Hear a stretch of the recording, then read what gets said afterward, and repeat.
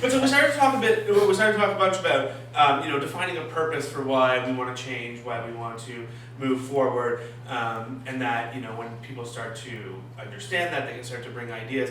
And maybe I want to give people something to sort of take away from here, and maybe I'll start with you, Nicole, is, if people in your organization, they start to understand this purpose, how is a good way for them to actually come and bring their ideas to management? Because there's a lot of companies where I guess people sort of sit around and they wait for management to dictate what's going to happen. But in a sort of entrepreneurial environment, it makes a lot of sense for people to have their ideas and say, hey, look, I think this is going to be. I think you said that somebody came to you once and said, this is my idea, and it falls under and it's going to make us faster. I'm sorry, I forgot that thing. It's an internal brand. Yeah. Not anymore. What's a proper way that people should come and approach their higher ups and say, I want I have this idea, I want to try and make it happen, and try and get them on board with their idea rather than the traditional opposite way. Yes, I think there's a couple things. One is when we went on that journey, they set up themselves, and it was kind of based on the team. Innovation councils. So people would be able to surface ideas. It would be, they would go through them. They would identify which one would have priority, and which is infrastructure, and that's not necessarily the point here. It was more to say, how do you successfully identify and frame an idea? So what are the things that you, as a junior employee in the organization, we want you to think about when you're bringing an idea forward? So client impact, number of times it gets done, scope, scale, number of touch points. So we gave them a very loose, lean framework to say, 5 whys. Ask why 5 times. Why do you do it the way you do it? Yeah. A very loose framework to help them frame the challenge. Because otherwise they come and they say, okay, this is broken and I hate doing it. Okay, well, I understand it's broken and you hate doing it, but what's the impact? And so in terms of prioritization, so I think that was really powerful that we gave that loose framework. Because it gives kind of the rules of engagement, and it really empowers people to identify what those opportunities are. And I think, you always say, don't bring me problems, bring me solutions. It's not about bringing me solutions, it's about bringing me a framed problem so that we together can look at opportunities to solve. And I would say it's exactly the same from a consultant perspective, is coming in is, really what's the, here's your pain point. Okay, well, what's all the interconnected pieces to that pain point?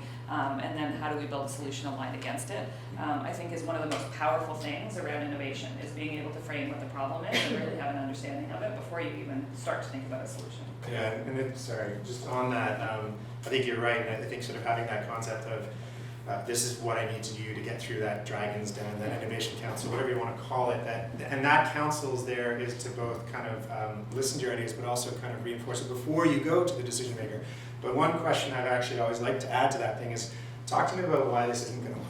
Right? Talk to me about why this is going to blow up in our face. What's CIBC going to do if we do this?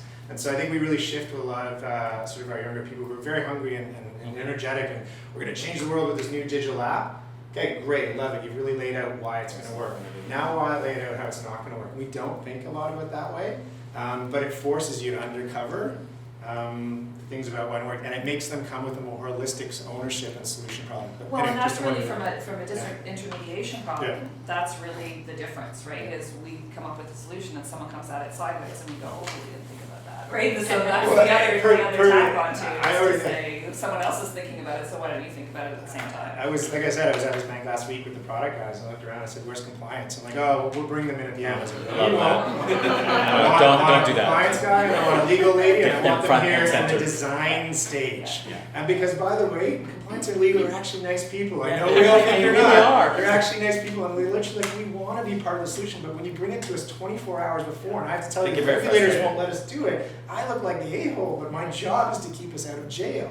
Yeah. They include me in day one, and I would love to be part of that. And some of their insights, I've seen some compliance people come up with day one. Brilliant ideas. So and bring them in and bring them part of the solution. Yeah. They're not there to be an obstacle, but that's the way they're perceived. Yeah. And I don't know how many times I've had senior leadership say, "Oh, I can't really deal with them."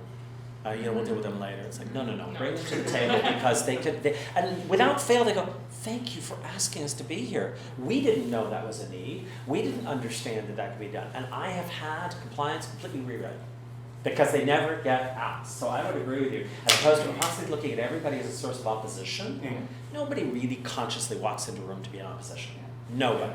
There's a phrase called the 10th person rule. Yeah. It's from a movie, and it basically boils down to that if 9 people in the room all agree, it's the 10th person's job to disagree. So when you do have everyone in the room going, this is a great idea, you go, No, where's the 10th? Dominic, why is this a bad idea? And maybe you don't know, but I want you to go away and come back, because the fact is, if we all agree, There's a problem. wrong. Because innovation is not about agreement. Jocelyn plays that role for me. Oh yeah, she's Well, if you have a rock star, because we need Jocelyn everywhere. And it's not a mentality of, oh, I'm going to sink this. It's I'm going to get us to be unsinkable. Yeah. That is. So. The devil's advocate.